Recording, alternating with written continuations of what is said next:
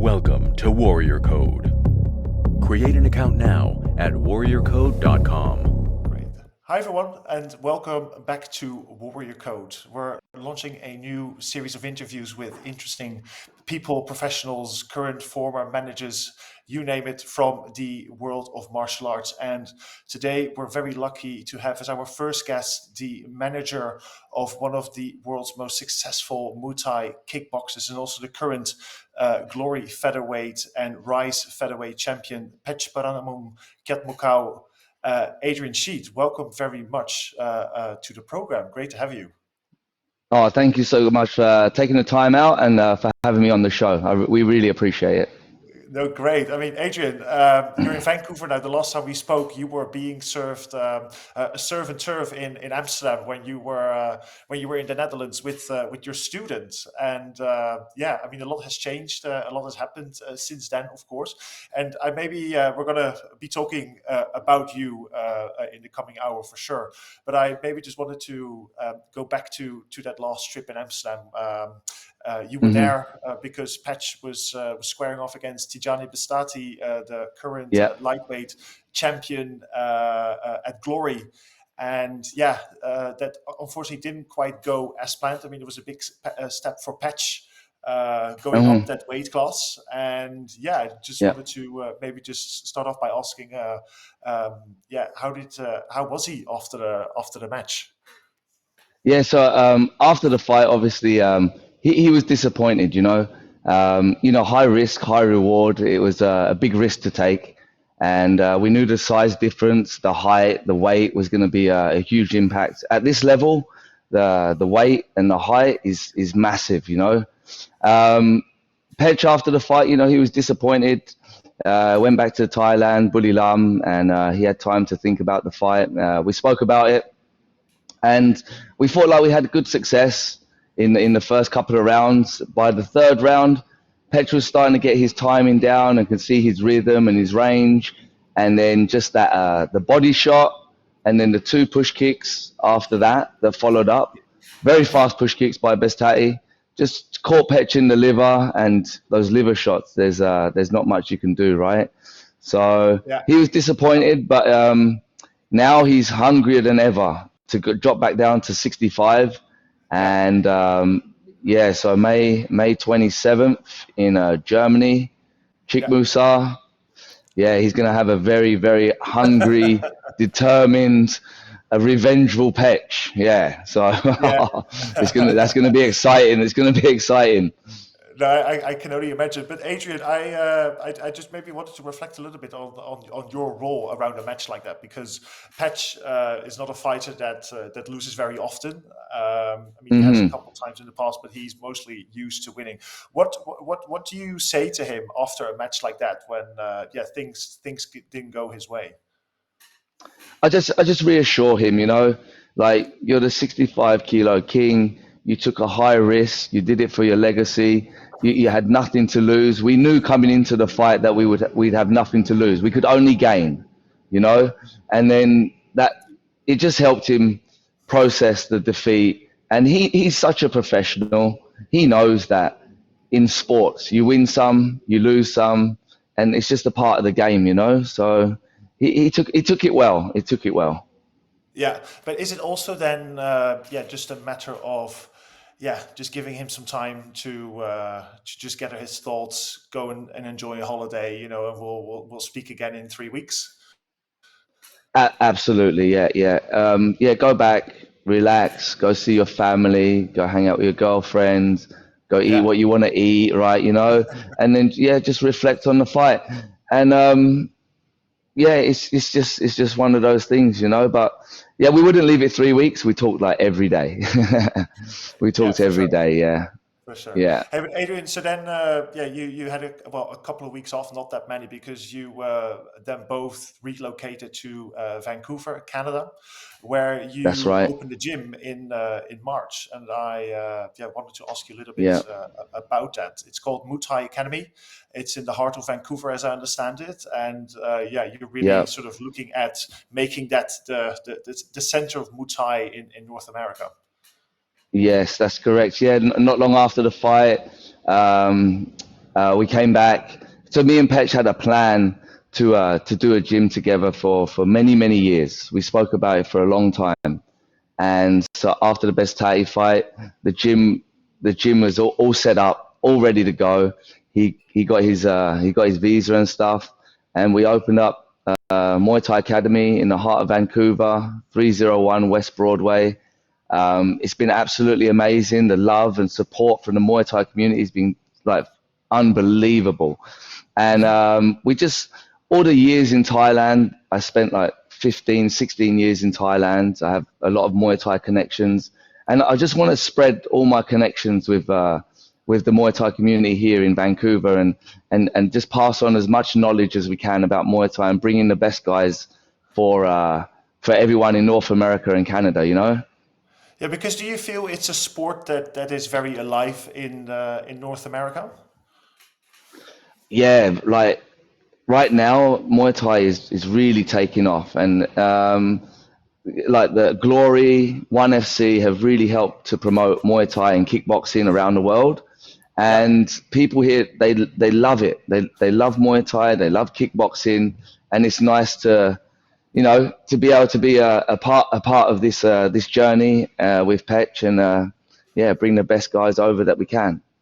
No, amazing. And Adrian, why Vancouver specifically, if I can ask? Does Vancouver have a very rich history when it comes to martial arts? Might be an ignorant question, but we're keen for you to tell me. No, this is not an ignorant question at all. It's I was invited here to work for a gym 4 or 5 years ago, and I was at that gym for a long time. So it was the right time for me to leave, you know. It was the right time for me to leave and to follow my dreams. And I wanted to concentrate more on Muay Thai. The gym I was at before wasn't what I was looking for, you know. Yeah. Okay. And that gym where you have worked, I don't know exactly how many years, but that was AKA Thailand, right? In Phuket. Yeah, AK Thailand, Tiger Muay Thai, and Fairtex. Okay, great. Hey, and how do you sort of? I mean, you mentioned that you've already surpassed your objective in terms of how many new members you want this year. You mentioned, I think, over 200 you have already, and your goal was 140. Yeah. How do you see the first year for you and Petch with the gym? Well, we're in our 4th week right now. We've had nothing but amazing support and comments about how much people are like learning real authentic Muay Thai, you know. And yeah, we surpassed the memberships that we wanted to be able to, like, you know, pay for rent, pay for salaries and stuff, you know. So from here onwards, everything's good, everything's great. And so this Friday, we actually have a sparring session. There's Josh Jauncey. Josh Jauncey's coming in. Gabriel Varga. Petch is going to be here, obviously, because he's getting ready for Chick Musa. I've got Dylan, Big Red Dylan, who's getting ready for his WBC international fight. And Jake Lee, the Peacock, who's coming in and going to be doing some sparring as well. So this Friday is going to be, yeah. I don't think Canada's ever seen like all the gyms coming around from different provinces and coming to one gym, you know. Normally it's like they just don't do that here, but for some reason, like the gyms are migrating to here, like the best guys, Jauncey, Gabriel Varga, Jake Peacock, you know. And it's just beautiful to see other gyms coming in and training together. Yeah, no, I understand that. And how would you, with all the experience that you have, because you've been in the industry for 20 years, what do you sort of see as, or how would you describe your philosophy around Muay Thai that you're bringing to Vancouver? I think that people know of Muay Thai, but they don't really know, you know, the finer details of when they're throwing their strikes, you know, how to step out, turn the shoulder, swing the arm. And when I was in Thailand, obviously I speak fluent Thai. So when I was being taught by, like Lam Song Kam, Chu Watana, Fa Suchon Sit-o, and Sing Dam, and all these guys, right? They were instructing me in Thai. So then when I bring that to Vancouver, I know how to break it down into English and pass that knowledge on from the Thais to the Western world, if that makes sense. Yeah, no, that makes sense. Hey, and Adrian, just on the topic of gyms, something that I think a lot of people don't actually know, but it's quite common, I think, for Thai fighters to add the name of the gym to their full name, albeit unofficially. Is that correct? That is correct. Yeah. Once you Yeah. spent a long time at one gym and you Yeah. fought for the gym or you've worked for the gym, then you take on their name. Okay, and are you Yeah. sort of expected to carry that name with you? I mean, for the rest of your career, for the rest of your life, or how should we see that? Or is it more of something of a playful thing? Yeah, no, you can take it on for the rest of your life. Like you have like Nong O Gayang Hadao, right? You got Sam A Gayang Hadao, and they're still known as Gayang Hadao, even if they're still not at that gym. Okay. But me and Petch talked yesterday or 2 days ago, and we talked about Petchpanomrung Muay Thai Academy instead of Kiatmookao. And does that flow as well? Do you think, or better? I think he's representing his own gym now, right? So this is his gym as well as it is my gym. So yeah, so it makes sense for him. No, I can imagine. Hey, and how important do you think it is for him in sort of the place where he is in his career to, really, I guess, put his worth where his mouth is, and open a gym to, have a forum where he can transfer all the knowledge that he has to the younger Mhm. generation. Yeah, it's very important for him because he's 27 now.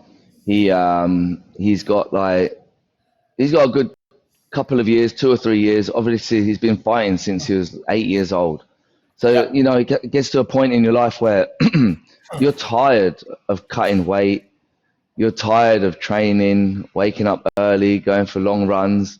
And then, you need something to fall back on. And a lot of fighters, sometimes they don't think about it in the moment. Oh, they're making money, they're fighting, that's great. But then you really have to think about what you're going to do in the future to find a good income for yourself. yeah, yeah. And do you also see there in that a responsibility for yourself as his manager, that you guide him to and through that process? Yes, yes, absolutely. Yeah, I'm his right hand man. He's my little brother. So I'm guiding him. I want him to do the best he can in life, and have a comfortable future after fighting, because he really deserves it. He really deserves everything. He's such a humble guy, such a nice guy, and a great fighter. So I want him to do well in life, and I will help him as much as I can. Yeah, no, that's fantastic, Adrian. Hey, and Adrian, maybe just about you. Well, you've been in the industry for 20 years. You're half Thai, half British. Were That's you right. were you born in Britain yourself? Yeah, I was born in UK. Yeah. I spent half my life in UK, and then moved over to Thailand. Yeah, after my army career. Okay. And was it the sport that brought you to Thailand? It was, yeah, it was, yeah, it was for Muay Thai. Yeah. Okay. Hey, and just one step back, your career in the military. You served in Iraq, I think in 2003 it was, right? Yeah. Towards the end of 2003, 2004, it was the second invasion into Basra, and Yeah. yeah, we took over Saddam Hussein's palace, and we stayed. I lived in Saddam Hussein's palace for 6 months during that time. And how was that? Being away from home for such a long time and in such a high pressure and dangerous environment. Yeah, it was at the time I was 19 years old. You know, I hadn't really had much experience of being away from home too much. So it was very obviously it's a life and death situation that you're put into at times out there. But honestly, it really molded me into the person that I am today. And Yeah. yeah, I'm just very grateful for the experience, very grateful for the people that I met on the journey, and all my comrades that I still talk to today. We have a group chat on WhatsApp, and yeah, I'm just blessed to be alive, and grateful to be in the position that I am now. You know. Yeah. Do you also feel that that experience has shaped the way you look at martial arts? That has given you, I guess, a certain philosophy about sort of inner, inner strength, for example. Yeah, I think that it's the camaraderie, you know, that you get from in the army, being around, you know, your team, your boys, your men, you know, you do anything for them. And then martial arts, I feel it is the same, you know. You do anything for your team. You want your fighter to go out there and win and perform to his best ability. So it's the camaraderie that I can really like put together from the army and the martial arts. And are there, I guess, yeah, specific sort of, because obviously a fighter, has to do it by him or herself once that fighter steps into the ring. But how do you, yeah, as a trainer, create that, I guess, a feeling of being a team when you're at the gym and in training? Yeah, as a trainer, even here now, the vibe and the atmosphere here, I get messages daily for people saying to me, "Thank you for creating such a beautiful vibe, a welcoming vibe, a welcome like it's like a family atmosphere." And I think you create it naturally. You can't force it. I think it depends on the person that you are. Your personality will reflect on the gym that you own and how you want that vibe to be. And for me, I'm very very relaxed, very chill, very open, you know, talkative, and I think everyone feels that, right? Even after class, I say, if you see a new face here, please go up to them, you know, say hi, because sometimes it's very intimidating to come into a gym Hmm. and for the first time, and people are scared. But just go over, say hi, and you know, help each other grow as a team, work together, and yeah, that's how I try and create the vibe at the gym. But obviously, with the fighters, I'm much tougher on the fighters, and I make sure, you know, they get the training that they need, right? And there's more discipline to the fighting team. Yeah. Do you also see there being some social responsibility, on you as well now that you have the gym in such a central part of the city, and you have the youth coming through your doors. I mean, some are maybe on a slightly easier stretch, in life. Some are going maybe through a slightly tougher upbringing. Do you, yes, Right. see yourself having that piece of social responsibility as well with the gym? Yeah, absolutely. Yeah, there's obviously there's like you said, there's people that have easier lives than other people, but when they come into the gym, everyone's here for the same reason. You know, everyone's here. They want to learn, and everyone can grow together. So we try and we try and like mold the two together. You know, it doesn't matter what shapes or size, weight, color, like religion. When you're in the gym, we're all a family and a team. Yeah.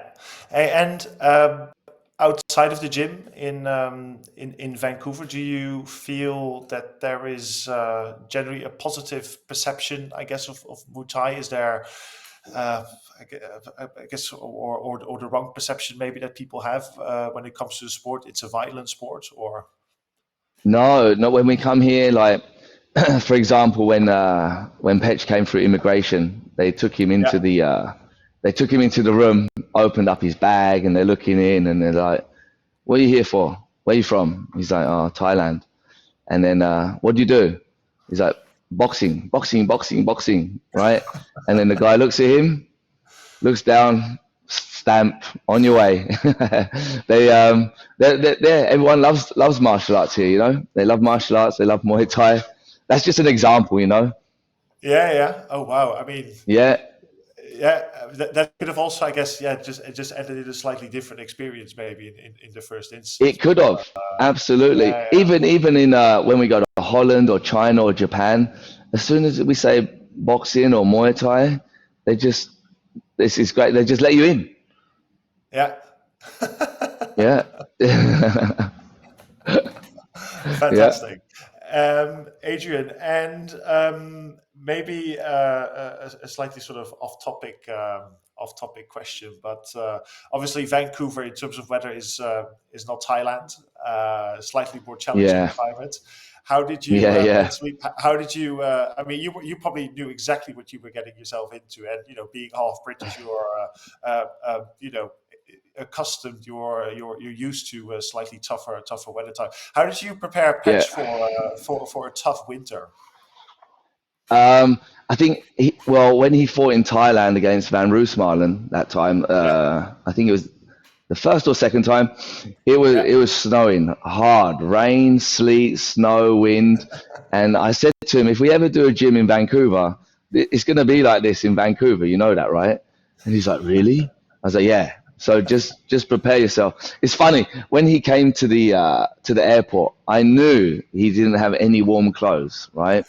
He turns up in his flip flops. Right? He's got these flip flops on because Petch gets really hot feet. I don't know why. That's yeah. a thing with him.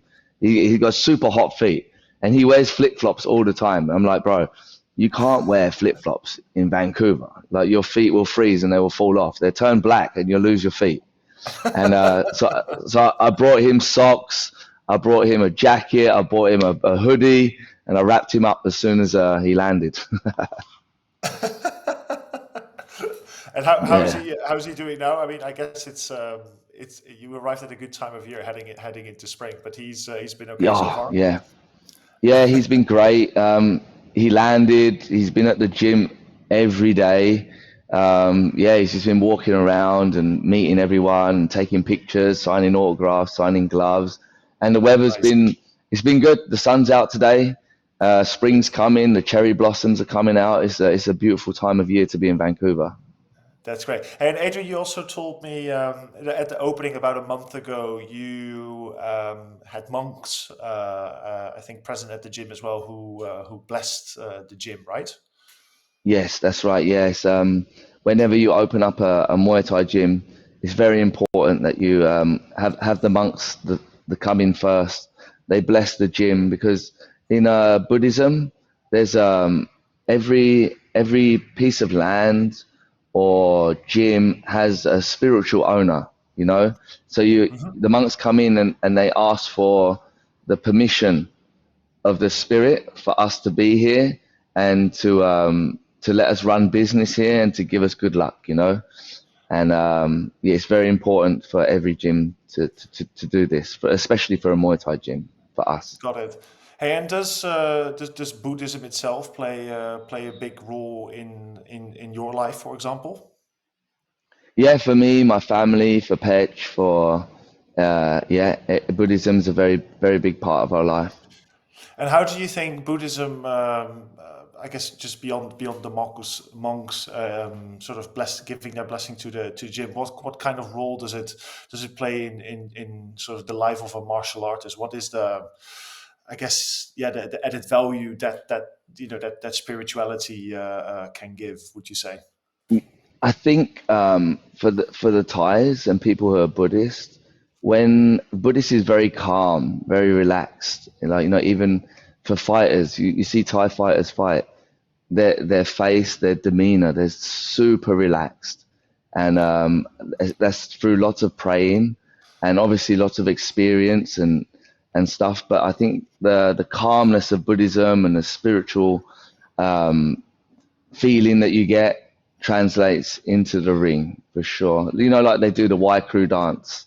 That's Yeah. like a dance to seal off the ring, to thank your trainers, to thank your gym for all the training, and it's also to thank the Buddha as well. You know, and make sure the Buddha looks after you while you go to war.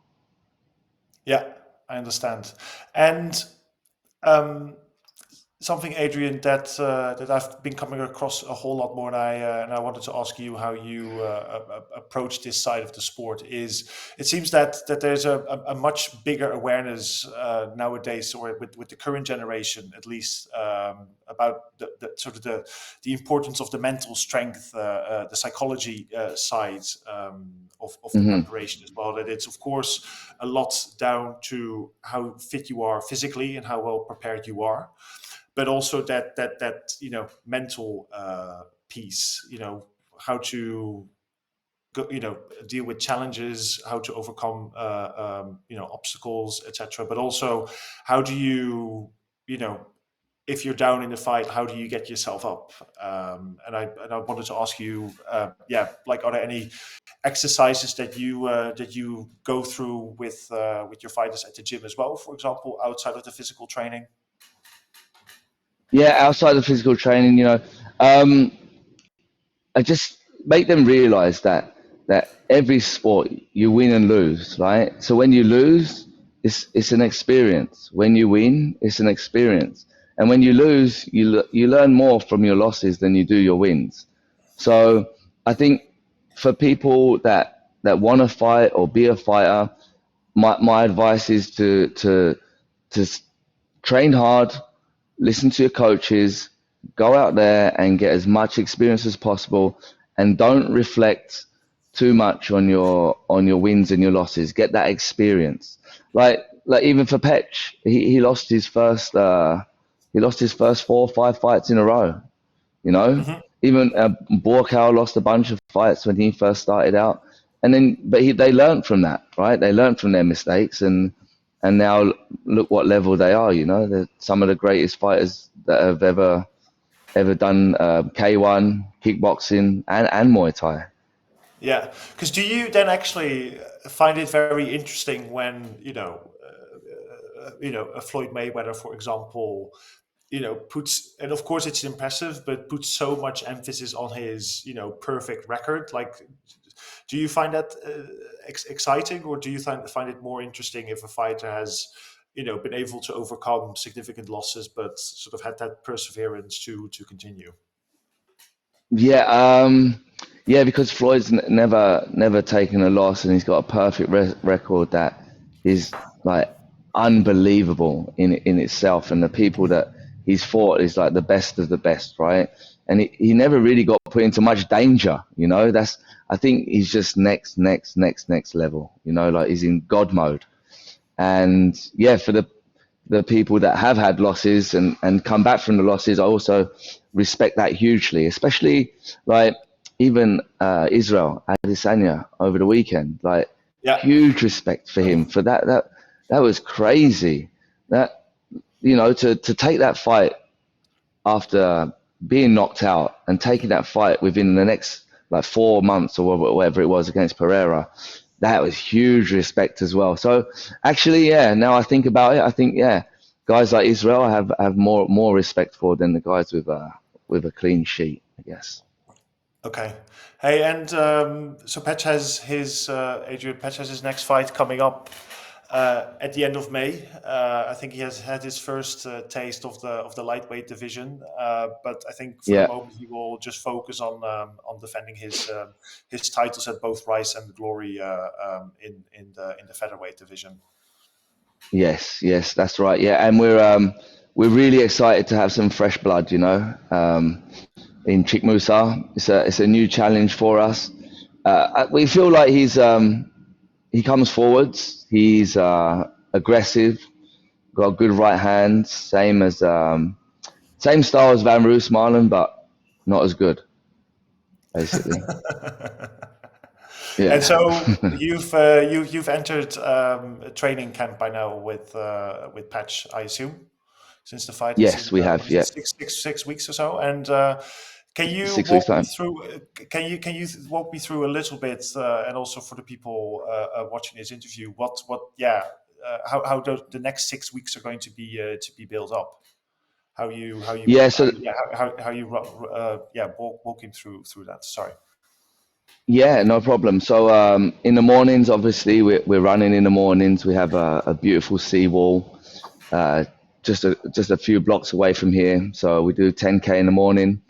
Then we come back, we do some sparring. Twice a week, we have a conditioning coach who will be putting Petch through a conditioning program, which is transferred over to fighting. So everything he does during the conditioning is transferred over to fighting. We're going to put some extra muscle on him, some extra muscle on his legs. I'm going to take him up to Grouse Grind, which is a mountain just over here. It's a 3 kilometer climb, and his cardio is going to be it's going to be fantastic for this fight. It's going to be it's not going to be a different Petch, but it's going to be a stronger, faster Petch. I understand, because when you get him back from the holiday, I guess that he's just been on, how long does it take then to get him back, to sort of match level or match ready, as it were? Yeah, so to get him back, honestly, because he's been doing it for so long, and his body knows. His body knows when he's cutting weight.